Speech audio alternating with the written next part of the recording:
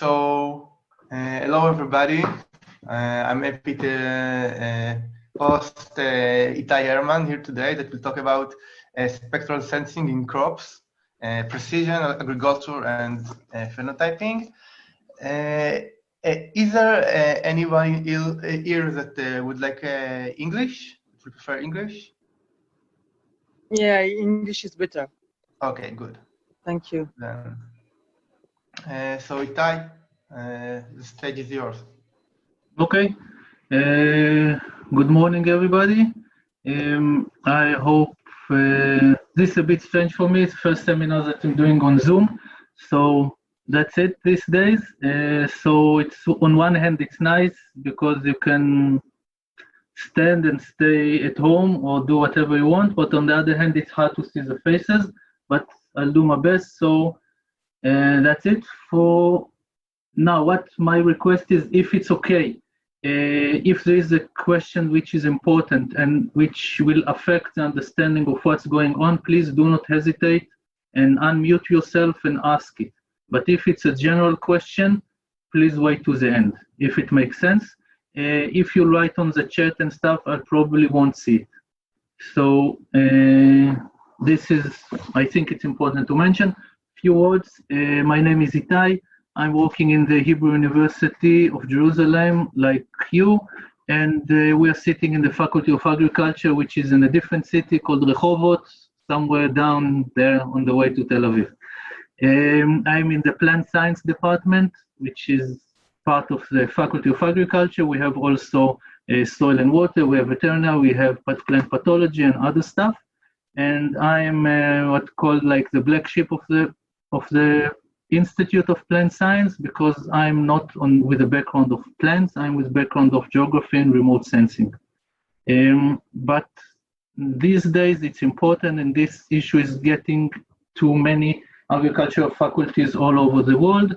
Remote sensing people you can find in physics, you can find in optics, you can find in geography, geology, and recently also in plants and other places as well. So this is a big introduction. Our lab is relatively new. We are less than 2 years old, and we are learning to work.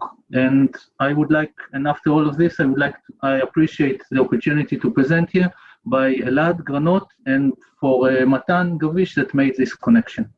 And I hope it will be beneficial for you, for us, for everybody. So let's start. The motivation is, if we look, we can see the population of Earth is growing, the quality of life is growing, people need to eat and will eat more. So that's it. People should eat, and agriculture is providing food. If we look at the map made by the UN, it's a nice map. It's talking about efficiency of, talking about production in prediction for 2050. It means what the UN thinks that production will happen with production in 30 years from now. Red is bad, green is good, like usual. And it means that if it's red, it means that productivity in this area will drop. Few things to think about this map. First of all, it looks like that borders are more important than climate and environment. It means like if we look at Mongolia and Russia, or we look at America and United States and Canada, we see that the border is having a big effect. This is one point to think about. Another, or Brazil and other countries in South America. And if we think about the borders, how do we know that borders will stay the same in 30 years from now? And the big what if, like the corona now, what if something happens? And words not considered. And if such a thing is going on, so I assume that most of you heard about this book. It's called The Black Swan. It was written by a Lebanese guy. He's originally from Lebanon. Most of his life is living in the United States, Nassim Taleb. And the idea is that if you've seen 1,000 white swans, you will not believe that there is a black swan. And when the first black swan was appearing, or like when the first time it was seen, it was a surprise. Nobody believed it happens.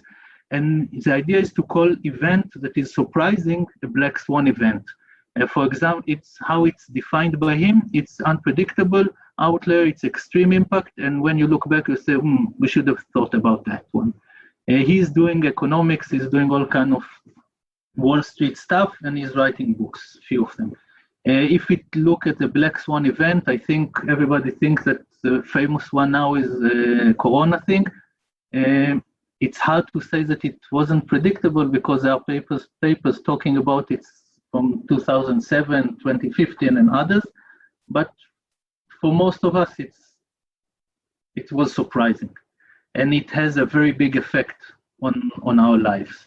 Another event like this, a Black Swan event, is the invention of penicillin. Another occasion like that is a Black Swan is a dust bowl in the 30s. There was a drought, very long drought for several years in the United States, mainly in the Midwest, and in some places soil was eroded, like few meters of soil were eroded, and it's hard to imagine it, but around little bit less than 100 years ago, people were starving in the United States. And if we talk about other stuff, is also the personal computers and IoT and Internet of Things. And in the use for agriculture, it might be the thing that is already going on. I heard from somebody that the CEO of IBM in the 80s said that if we'll have like 5 personal computers in the entire world, it will be a surprise. But now most of us have more than one computer, and you're in computer science probably know much more about this than me. But the idea is it's a very hot subject in general to connect computer science and agriculture today. It might have a big impact on our lives in general, and that's it, especially now when you want to do some kind of automation, if you want to avoid many people in one place. So there are all kind of thoughts about that. If we look at improving yield, if you want to feed many people, you want to improve yield, it means that you need to create more, because the area that is useful for agriculture on our planet is limited. So you need to produce more per area. And there are 2 ways that it's going for a few dozens of years. It's going like that you can do agronomical practices, which means when you fertilize, how you fertilize, irrigate, how dense are your plants, and so on. And another thing is breeding. You can do breeding stuff. You can breed for crops with higher yield. You can breed for resistance to disease and so on. The effect is like 75% is for the breeding and 25% is for agronomy. And agronomy can only go so far, and breeding can only go so far, but it's like a constant thing that together there's like for many years, for many crops, it's something like 1-2% increase every year, and it's going on. And if we look at the scales of agronomical practices are mainly related to what's called precision ag. Precision ag, we'll talk in a few minutes a bit more about it, but in general, it's giving the right treatment, right place, and right time. Because you have a big farm, not like big farm Israel style, but big farm Australia, United States, other places, big style. And the area is not homogeneous. And there are different soil types, there are different slopes, and therefore the yield will not be the same, and therefore the treatment that you want to give the plants is not the same. So if you have like regions or management zones that you can treat them differently, you will have better efficiency, and you want to identify them. So precision ag, we talk about big scales and something that is more related to practical agriculture. And this is one part of it. Another part of it is breeding, because in the bottom pictures there are many plots. If you do breeding and you have, I don't know, 500 combinations that you want to test them, which is giving the best yield, which is resistant to a disease, which is producing better yield under drought, and etc. You have like 500 of them. You want to do some replicates, so easily you have 2,000, 3,000, big numbers. And you want to eliminate, otherwise you need to do all the biology in such big numbers, and it takes a lot of time and money. But if you can assess yield not by waiting for the end of the season, but assessing it by assessing the biomass, or actually predicting the yield. And you can put a threshold. I have an accuracy of, I don't know, 80% or 60% success to predict the yield. In this arrow, I can eliminate 50% of the cultivars or something like that, and you save a lot. It's not 100% thing, but it's supporting. this is the idea, the support mainly in breeding. And in general, I've mentioned remote sensing, proximal sensing. The definition of remote sensing is data collection about a target and object without physical contact, which is what we do now.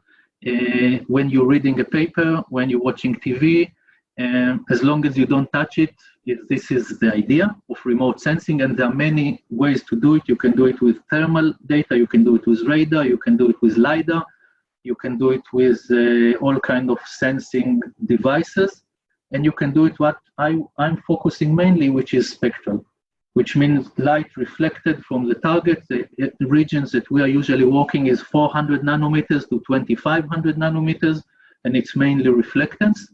And the scope of this talk will be about a little bit of background about what we do, and we have like 3 short stories. One about soybeans and disease not detection, but identifying the effects of the disease on the plant. Another one is yield prediction for maize, and another current thing of our lab is working with chickpea, with drought, and with yield assessment. This is the general scope. And another thing we can see that today tractors can be manufactured without a cabin for the driver because there is no need for it. Tractors can drive by themselves. And another important thing, we can see the layers under the tractor. If you just use, let's say, the imagery from satellite, you're missing a lot of information. You want to combine it with soil maps, with climate information, with information about previous years, like let's say yield maps from previous years, weed maps, disease, and many other data sources. And if you can combine them together and use coordinates to locate them in the right place, you can have assessment. But it all has to be done with somebody that understands plants. And so, as far as I understand it, and I think many others, that the future of agriculture is like in many other disciplines, is talking about is multidisciplinary. You need people that understand plants, you need engineers that can do stuff, you need people that can analyze data, and this is just part of it. So this is how I understand it, and this is why I'm talking to try and make collaborations and contact with people from computer science. If we talk about high throughput phenotyping, this is more for breeding in general. There is a company in Czech Republic and others that are doing, like you can build a big greenhouse, each pot is sitting on a rail, and the rail is passing around at a certain time, goes to a chamber. In the chamber you can take RGB imagery, another chamber will take hyperspectral imagery, another chamber will take thermal, and you can put it through many sensors and it will go back. You get piles of data, and this is up to what you can do with it. Similar thing can be outdoors. Lemnatec is a German company. They're building a bridge with many sensors in it. It can move up and down and back and forth, and you can scan the same region. Other people in Switzerland, they've built 4, it's all research and industry. It's a mix, and built 4 towers. There are cables running between them, and the sensor head is running on the cables and collecting data. You can put all kind of sensor on tractors. You can put it on different things with wheels. You can put it on other things with wheels, less expensive and probably give a similar product. And you can put things on drones, which is very fashionable now. The question of drones is important because it's very sexy these days. But on the other hand, is it really practical for big farms? Maybe yes, maybe no. If you're working with a swarm of UAVs, maybe yes, maybe no. If you have a satellite that can have a pixel which is 5 meters big or 3 meters big or 20 meters big and cover your area, maybe it's good, maybe it's not enough. So everything is research question or application dependent. This is high truth phenotyping, mainly related, probably more related to breeding than to precision agriculture. But this is in general most research. If we jump to precision agriculture, there is a definition here. It was discussed by precision agriculture scientists for a few months, not to say years, and every word here counts. And if you read it, you see that the general idea, it's not specific for vegetation, it's general for agriculture, but the idea is to get the right treatment in the right time and the right place. And you need location. There is location on time scale, and you need to understand what you see, and you need to decide what you see, and you need to also apply it. What we see here is an example for precision agriculture. Before this machine was invented, people were walking banded and picking cucumbers. It wasn't the best thing for the backs of the people, it wasn't the best thing for the plants that were trampled by people, and the efficiency wasn't the highest. Somebody invented this machine, it is dragged behind the tractor, people can lie down, don't break their backs, they can easily or not easily look and find the cucumbers, the tractor is driving very slowly and they are picking. This is precision ag. Production was increased, it's site specific, and that's it. But there are also more advanced types of precision ag. This is, if you check the internet, there are hundreds of these pictures. This is just one selected, I think, from University of Illinois or something like that. The idea is if we start up left on the corn ears, on the corn cobs, there are all kinds of sensors collecting data from the plants and from around it, satellites, UAVs, all kinds of vehicles. You can collect data from the environment on the left side, from the CO2 and other data that is not specifically from the plants. If you go further against the clock and you see all kinds of, if you pick the grains of wheat or corn or whatever, you can check it and check the product itself. You can check the warehouse where the products are stored. You can do the same as for plants in the field, that you can work with plants in greenhouses and other kind of crops.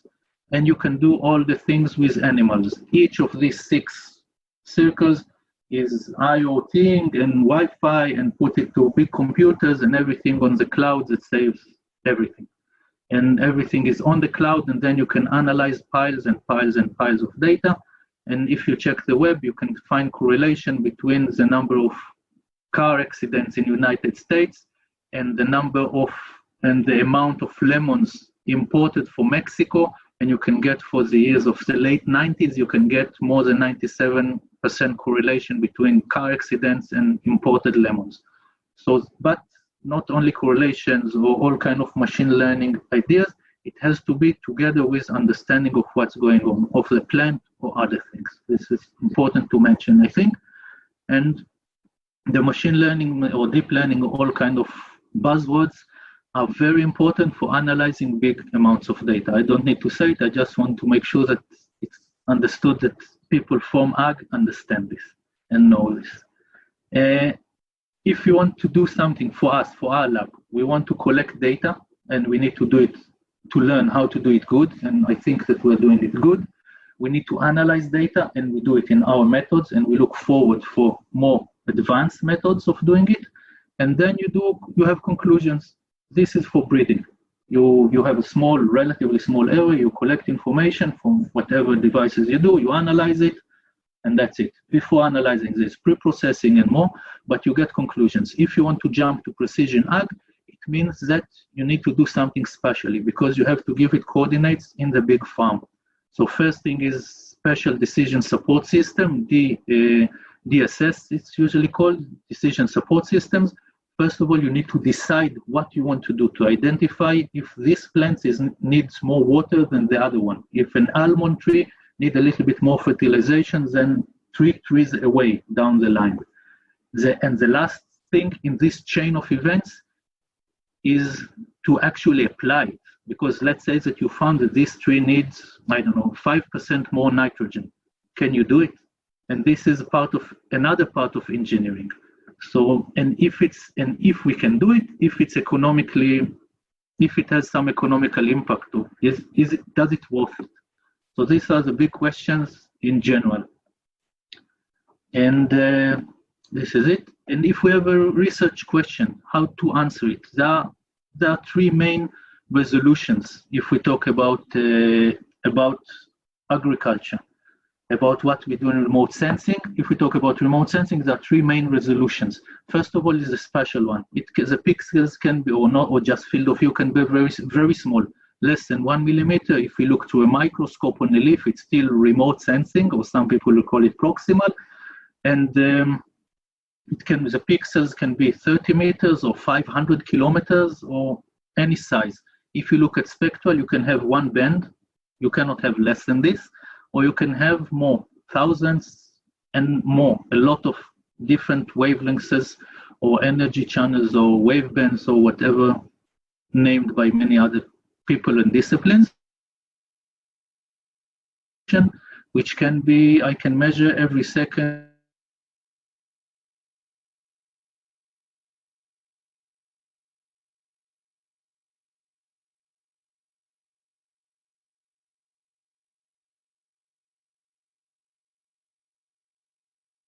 And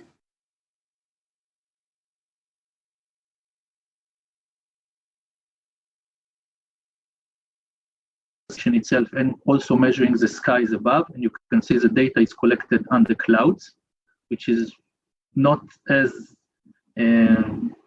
easy as it seems, or not easy, but there are solutions, and we'll talk about it, but it's not obvious as it looks like. UAVs, of course, this was a 11 bands camera that is on a UAV.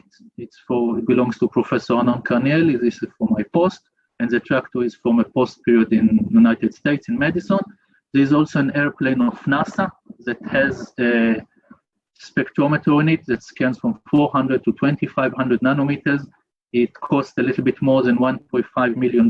They have 2 or 3 of them, and this is how it looks on their sites, and this is how it looks when you take your head up from the soybean field and look. And there are also satellites. There are many options of satellites today based on these resolutions. So theoretically, you can't always get what you want. It means that if I want 1 nanometer resolution for every second for entire globe, probably we will not get it. But the good news is that it's getting better all the time, and you can have more and more and more data. We're in the data era, but when enough is enough. So sometimes it's too much. It's important to know. I've mentioned also hyperspectral, multispectral, RGB, just to put the terms right.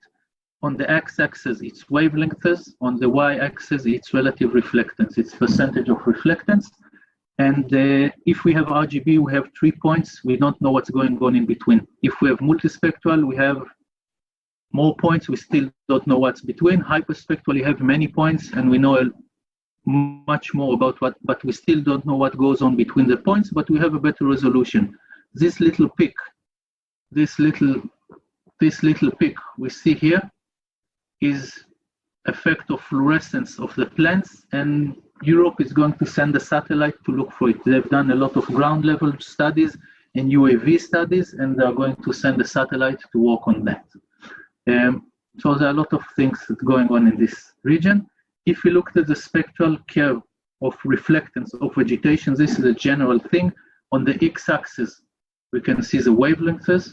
On the y-axis, it's a relative reflectance, and we see that in the visible part, there is almost no reflectance. Most of the radiation is absorbed by the plant to create energy, photosynthetic process. In the area of 0.07 to around 1.3, there is a relatively high reflectance based on the structure of the canopy and the structure of the leaf. You have more layers, you have more reflectance. And the other part, the shortwave infrared, the yellow part, is mainly affected by water, and we see a specific absorption, let's say around 1.9, 1.9, 1.4, specific absorptions of water, as in other places. And this spectrum is a mixture of all the chemical and physical properties of the plant in the field of view of the sensor. And some of them are specific, like chlorophyll absorption and water absorption, but some of them are a bit affected by, there is a cycle, the plant is affected by things. Let's say we have less water for the plant, so this dip will not stay like this, it will be, the reflectance will be higher because less energy is absorbed by the water in the plant. If there is less water, less energy is absorbed, so the reflectance will be higher in this part. On the other hand, after a few days like this, the chlorophyll will deteriorate as well, and it will happen around here in a different place. This is just an example. There are many cycles that goes on in the plant reaction, and therefore it's not enough just to work on one band or two band or one wavelength or another, but it's important, as far as I understand it, to analyze much more than that, many bands. And to decide when enough is enough, it's also a question. An example, let's start with an example. One of the stories we'll talk about. One story is about the sudden death syndrome. It's a disease, it's a soil pathogen that hits the roots of the soybeans after the seedling is starting to merge from the seed, after the roots starting to merge out from the seed and find its way in the soil.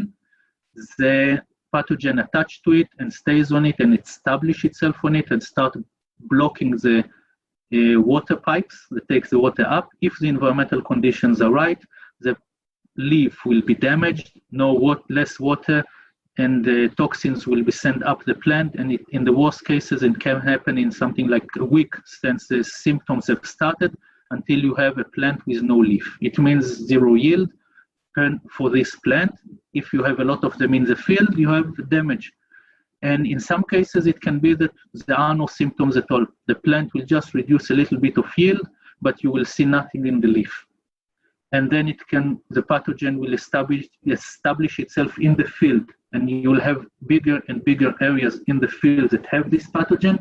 And the minute the environmental conditions are right, after 10 seasons or 5 seasons or 15 seasons, you'll get a big damage in the yield. So this is Fusarium viguliforme. We were working on it in Madison, Wisconsin, the 70s show, Golda Meir from Milwaukee.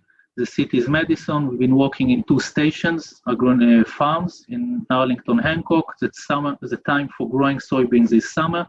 Winter time in Wisconsin, the things that grows the most is mainly snow.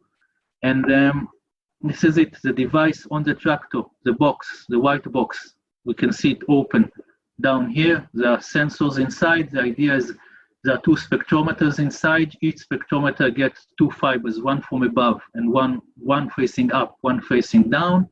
And you can see the fibers facing up and facing down. And the idea is that you can measure almost simultaneously the reflectance from the plants and the radiations that comes from above. Because if I'm looking at the same target, I'm looking at my hand now, and I'll turn off the light, the reflectance that I will see from the hand will be different. But if I do it relatively to the amount of radiation that is hitting or that is intact with my hand, the ratio will probably stay much more similar. And the concept of it can be seen here. If you look in the left panel, the x-axis, it's wavelengths, the y-axis, it's counts, like digital numbers that comes out from the detector. The red line is reflectance from the vegetation. We see here the absorption of chlorophyll. We see this narrow absorption of oxygen in the atmosphere. And the black line is whatever comes from the sun. This is a sunny day. Looking at grass, a sunny day. We would have expected this black line would have been much higher, since this is what the red is reflected. But this is a game of integration time. The fiber facing up has much shorter integration time than the fiber facing down. So this is why we get it. We look at a very similar target, the same grass in a different day, and under something like homogeneous clouds, we can see that the values are different. You can see some variability also that is less seen on the left side. If we divide by the other and take in account the field of view and integration time and dark current and other stuff, we can get very 2 similar. Sunny is red, cloudy is blue, and we can get very similar reflectance to very similar targets. So this is the idea, and when working in reflectance, it allows us to work in different days in different conditions. Rain is out of the question, and clouds that are sparse clouds, it's a bit complicated, but there are ways to deal with this as well. These are the results for the soybeans. If we look on the x-axis, it's time from left to right. It's like the growing season. On the y-axis, we can see total accuracy of validation. It means classifying between 2 treatments. Some of the plots were inoculated with a pathogen. Some of the plots were not. And then leaves and canopy was measured in both of them. And then we were trying to classify between the 2 classes, inoculated and control, based on the spectral data alone, nothing else. We can see that in the beginning of the early stages of the plant, the ability to classify between 2 classes was closer to flipping a coin. Later, it was much better, and then it eventually, in some cases, dropped. Few interesting things. One is that symptoms appear only here. It means that we could classify between the two groups before visual symptoms were out there. So before we can see it by our eyes, we can say which is inoculated, which is not, in the around almost 90% success. The orange and the blue are the two different sites. And this is the main thing to get from here. If we look at a little bit more understanding in relation to what happens in the environment, the x-axis is still wavelengths, the y-axis is VIPs. It means the importance of each wavelength in the model of classification, the importance of each wavelength for the classification results. We can see here, there are 5 models here. One is one site in late vegetative. Late vegetative is high success, and early reproductive is also high success in both sites. So all these 4 are providing good results. And what we see here, all dates. It means we took all, let's say, all dates together and try and classify them. And the result was bad, around 50%. What we learn from this graph is that no matter if the result is good or bad, the important wavelengths are very, very, very similar. This means that the environment has a big effect. It means that if we measure in Hancock, the soil is a bit different, it's more sandy. It means the plants are more affected by water, but still we cannot build the same model to classify between inoculated and not, but the bands that are in charge of it are the same. This is the main conclusion from that. And now we are shifting gears, going from ground and going up to the air, and we see this is aerial imagery from something like more than 100 years ago. Can somebody guess? It's in southern Germany. Can somebody guess what is the blurry parts on the right and left? Somebody alive?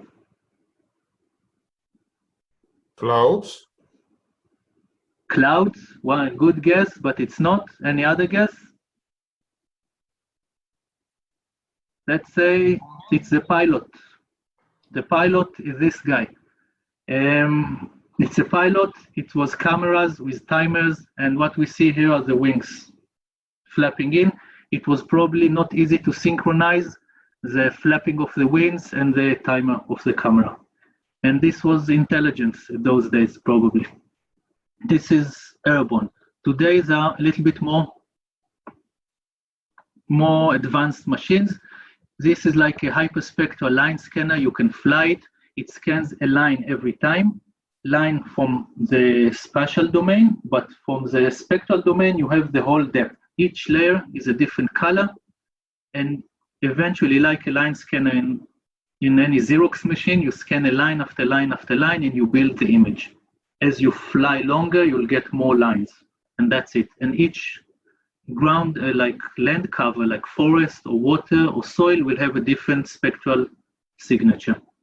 This is the idea of like the more advanced hyperspectral. There are different ways to do hyperspectral. It can be done snapshots and other ways, but this is line scanner. What we've done with this, NASA airplane in Wisconsin, Phil Townsend is a PI, and Sean Conley from agriculture. This is a flight line. You can see the flight line. You can see it's a bit blurry because the airplane is moving a little bit. This is a very, very, very straight flight line. You need to keep the speed the same, altitude the same. You need to keep the azimuth of flight the same. It's not easy to do all of it. And when we zoom in, we see the plots. We zoom into some GIS, some like picking only the pixels that we are sure are part of each of these plots. And we did yield prediction. We got predicted yield versus measured.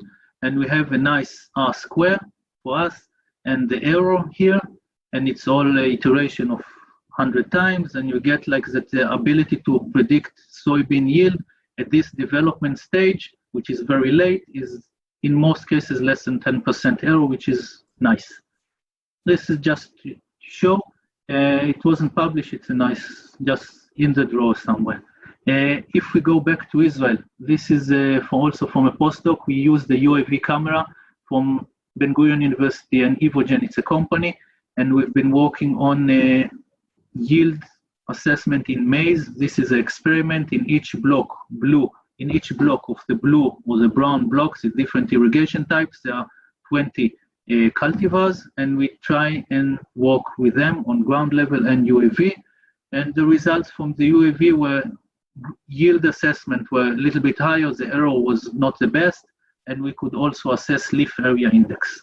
The method that we used in both cases is a PLS, partially square regressions, or before with the soybeans, it was PLS discriminant analysis, so partially squared discriminant analysis. And if we look along the season, we can see the x-axis are different vegetative, different development stage. V stands for vegetative, it means only leaf before flowers. VT is tasseling for corn, it means the male flower at the top is out there. And we had the best ability to predict here at R2 reproductive 2 stage, which means for farmer it's good news. This is what we've done. This was published something like around a year ago. Is it possible to ask questions or in the end? If it's important for the understanding, it will be great to do now. If it's in general, it will be best at the end, whatever you prefer. Very short question. If I would predict with RGB, my prediction would be much worse, or comparing to multispectral, which you do? This is a general question. I'll be happy to answer it at the end. My immediate answer is that it's pending the case. Please ask it in 10 minutes or so. I'll be happy to answer. Thanks. This is it. And the frame of work is, let's say we took an image and we don't know the development stage. Do we know the development stage? If we do, we go there, we do the pre-processing, we keep it somewhere in data set, and then we do the PLSR model for yield assessment, predict the yield, and get something out for the farmer or for the insurance company or whomever. After a few months, you also get the actual yield, and then you can improve your model. If we don't know the development stage, we do the pre-processing, we can assess it, we can get the development stage, then pick the right PLSR model to do it, or take the image in another time until the development stage is what you look for. This is just a way of looking at things. And finally, something that we do now in our lab, this is the chickpea, hummus. I think most of us like it. The cycle of life, you put a seed, it grows. For chickpea, we put the seeds around January. And there is a game in when to irrigate, because this winter was relatively water, a lot of precipitation, and there is a game when you stop counting on the rain and start irrigating. And there is a sweet spot. On one hand, you want to wait a little bit to get the plant with a little bit of stress so it will start flowering. On the other hand, you don't want to wait too much. So you need to find exactly when you want to irrigate. And the way to do it is usually people using pressure bomb. You pick a leaf, you put it in pressure, and then start to press on it until there is a little drop of water coming out. And then you know what is the condition of water status of the plant. But we are working and trying to get it from space and try and assess the water status of plant from space and ground. This is an Israeli-French satellite called Venus. It was launched more than 2 years ago. It's unique. It has 11 bands. It has a 2 days revisit time. It is 5 meters per pixel. And the limitations of it, that it has only more than 100 sites on the globe, which means each square like this is a site. In Israel, we have 27 of them. So we are lucky. In other places on the world, less, but it's a very unique satellite. There's also an area of overlap that we do another study on it, but it's not for now. And our study in the field, it's Roy, an Israeli guy, Pros and Gabriel are working on it. And if we look at this graph, this is from day of year. It's a while after planting. We can look on the x-axis, we can see wavelengths, y-axis is reflectance. We see the reflectance, all treatments, amounts of water applied to the plant, 100% is optimal. And we can see that all treatment looks the same. We can see noise in 3 locations. The depth here is for liquid water. The noise, what we see here, is for vapors in the atmosphere, water vapor. We can see this is a less cloudy day, and another one that is more cloudy days with more vapors in the air. we can see along the time how the difference between the treatments can be spectrally seen. This is measured on ground. We can see that in chlorophyll there is one direction, in the leaf structure another, and it all makes sense for us. We have two sites, one a big field in Oroner, and another one a small experimental plot in an agricultural farm of the Ministry of Agriculture. And this is the site, the plots, and results. We just can see that we look for leaf water potential, leaf area index, biomass. We get R square, which are fair if you look for literature, in some cases more than in the literature. And if we look it on hyperspectral ground level, the prediction of yield is along the season, is growing, the arrow is dropping, and we get something. Now we're in the second season, and we hope to get good results at least, or close to what we got last year. And if we look at Venus this is the important thing for biomass, we still get good results from space, which is okay, other people have done this. LAI is also relatively fair from space. And leaf water potential, this is a unique thing that not a lot of our people are doing, but we know that we don't see the potential. We see the effects of it, and we want to study this more, but this is something that we are getting nice. And that's it. Thank you. I'll be happy to take questions. Just a second about our lab. We're interested in what we see here, also in automation, and we are working on the field. We are working in the lab. We are working with UAVs. We are implementing now. We hope to, in the coming weeks, we'll have hyperspectral on a UAV. We'll have in hyperspectral, multispectral and UAV, and we'll start collect more data than we used to do. And in the Faculty of Agriculture, we're building a PhenoIL center. It's a research and education facility for crop stress phenomics. I'm saying we, but I'm new. There are many people working on it for a long time. I'm just joining. And this is from 2 weeks ago. We're very excited of it, and we hope it will look something like that. The idea is to put rain-out shelters. It means that we can do irrigation treatments and mimic drought in winter as well, not only in summer. And that's it for me, and I'm open for questions. I'll try and do my best to answer them. Thank you very much. If there are any questions, I'll be happy to. Is there any question? Returning to my question. RGB. Yes, what is added value of multispectral in your study? Multispectral or hyperspectral? For RGB. You use multispectral. Yeah. So 12 bands, it's not hyperspectral. Yeah. We use both. For the Venus, it's multispectral. There are going to be satellites of hyperspectral. There have been already, and there are going to be more. But RGB, how I understand it, RGB is the visible. It's red, green, blue, which means we are looking only at the part of the radiation that is related directly to photosynthesis. It's directly related to this. It's usually less related to biomass, and biomass is highly related to yield. In some cases not, depending on the conditions, because if there is a lot of rain, let's say for chickpea, a lot of rain and no drought, so the plant will be very vegetative, and then we'll have only later the yield, and then it will be so heavy it will drop, and then all the yield will get rot. Mm-hmm. So you have big biomass, but at the end you have less yield. But if we go back to your question, RGB is looking at the photosynthesis part. If we look at multispectral, it also takes the area from, let's say, around 800 nanometers. Mm-hmm. From the plant signature. It's a place that reflects more. And this is related to the biomass, to the amount of leaf layers that there are. So if you want to have better relation to biomass, I think it will be better to use infrared, which is usually happening in multispectral. But it can be also, if you take 3 bands, one is red, one is green, and one is near infrared, 800. Yes. So it can be still 3 bands, yes, but not only RGB. So there is an effect of resolution. On one hand, you can use hyperspectral hundreds of bands, and it might be too much and only causing overfitting. On the other hand, you use 1 or 2 or 3 bands, it might be too little. Usually there is a sweet spot somewhere, 11 bands, 10 bands, 20 bands, and the exact thing is to find where.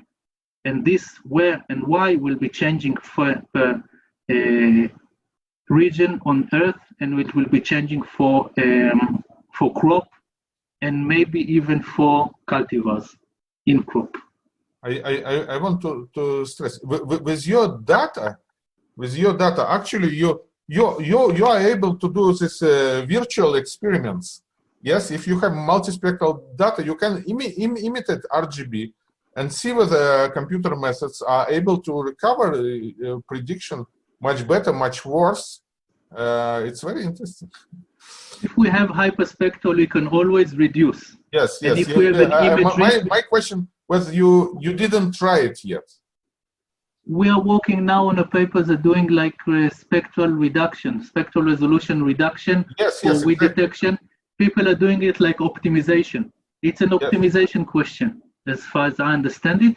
And I'm working on something like it. And in general, yes, this is something that's interesting.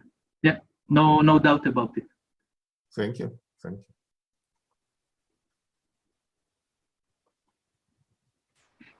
you. If there are any...